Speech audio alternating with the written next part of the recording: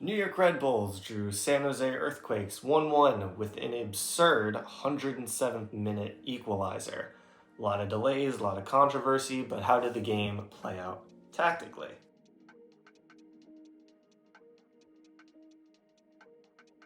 So San Jose set up in their 4-3-3 that they've been using a lot this season. They've been kind of switching between that and the 4-4-2.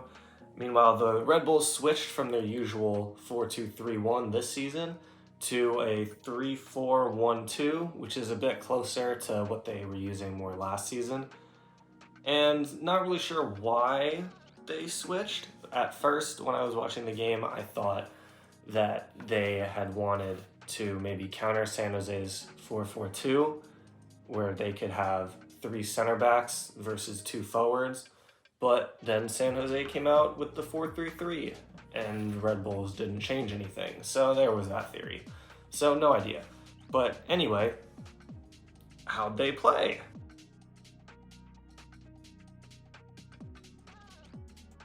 So Red Bulls attack the way that they usually attack. They just kind of hoof the ball up and hope something happens.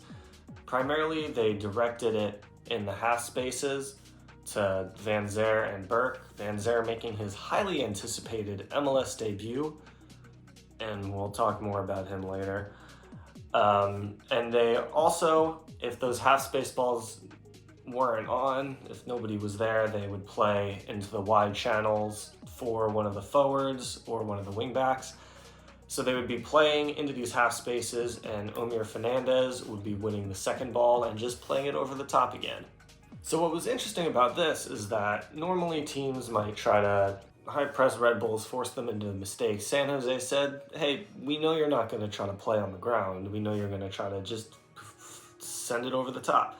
So they dropped back, and Judson in the 6th position here, just back and forth, just screening these long balls and just intercepting and playing out to the center mids or out wide. And it was very successful. But because of this, you can see just how open San Jose were. You see how much space there is to play through. So when Red Bulls did put the ball down and tried to play through, which they did maybe 3 times before 90 minutes, they had moderate success. They didn't get many shots away because they can't create anything in the final third, but it looked a little better. So here we can see an example of this in action. Amaya has the ball here, and you can see San Jose just sitting back. They're just leaving all this space open. They're standing here to cover, but nobody's pressing. Like, that's not happening.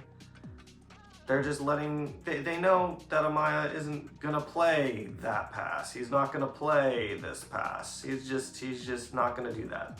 You know, he's either looking for that pass out wide or this pass there.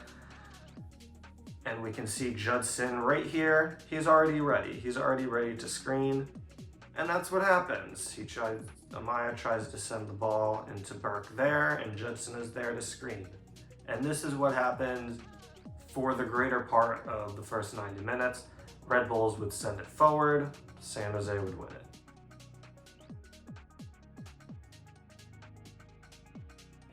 So what were San Jose doing in attack? Well, they were really trying to play in the midfield and attack. They weren't really looking to play out from the back that much. They'd play it in the center backs if they had to, if they were receiving too much pressure from the Red Bulls. But most of the time, the center backs would just knock it back into the midfield or one of the full backs, and then they'd play.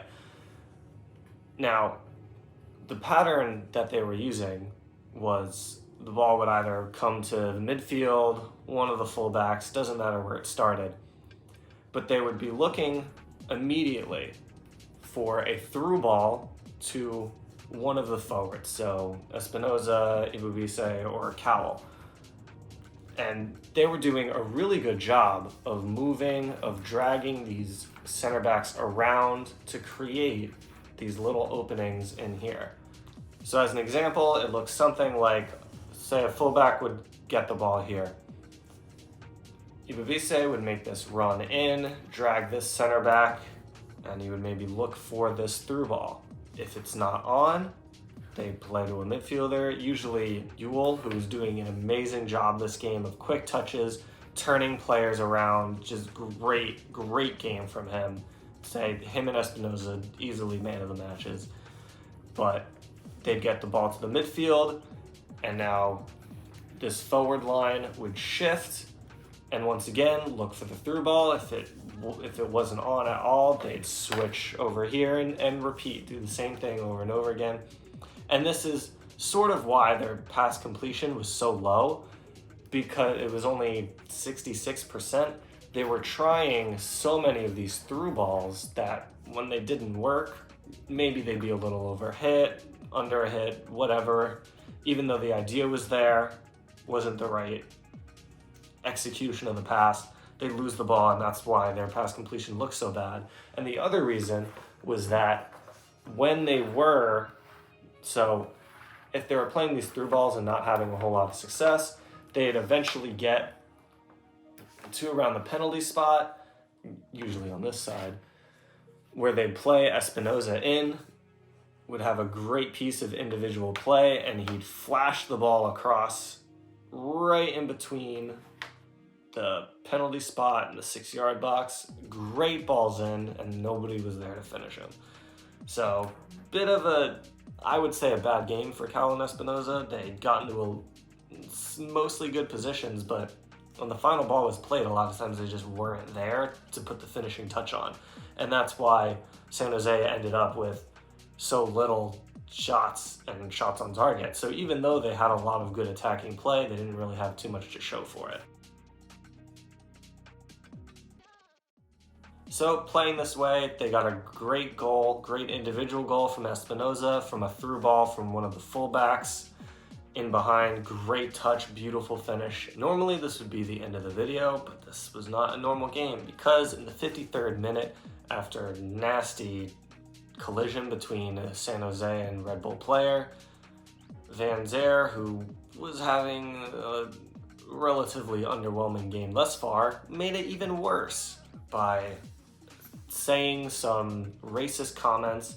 And now the statement from Red Bulls and Van Zer and Struber has been released. It's clear that he did say these things. An okay apology, not the best, but he'd say he'd accept any suspension or fines, which he should get, definitely. And honestly, he should have gotten either sent off in the game, or Struber should have taken him out immediately. There was no reason for this delay to go 18 minutes. Kind of ridiculous. I mean, I get that they were trying to lower tension, but really, they should have been more decisive. Just get Van Zer out of the game. Simple as that. Ibobise said he admitted on the pitch that he said it. So right there, I digress. But anyway, when you have an 18-minute delay like this, that puts off the whole dynamic of the game. San Jose continued playing, they got their goal, but then you have something weird that happens, because maybe watching at home, it's just, oh, the game's going late. But in the stadium, the clock stops at 90 minutes. So you have San Jose a goal up, defending, thinking the game could end at any second for 20 minutes. And you have Red Bulls a goal down and trying to attack, and they also think the game's gonna end at any second. So it's this kind of unique scenario where now Red Bulls are playing like San Jose is all the way back. So this is when you have San Jose sitting even further back, and Red Bulls finally realize that, hey, we can play the ball on the ground and try to make chances that way. Again, when they got to this final third, it still wasn't that great overall, but they were able to get enough chances where eventually one bad one went in, you have to say. But ultimately, it's a result of San Jose sitting back for that 20 minutes and time wasting. They probably could have pushed a little harder, maybe put the game away, but they sat back, didn't do anything about it. The situation wasn't ideal, but they didn't do a good job of playing the situation.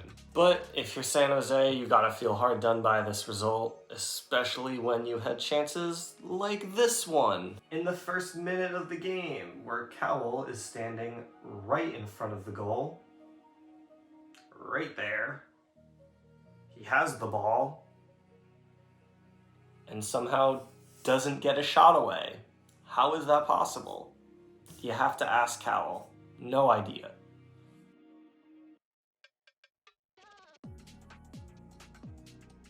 So, in the end, more torrid play from the Red Bulls, but they pulled out a win.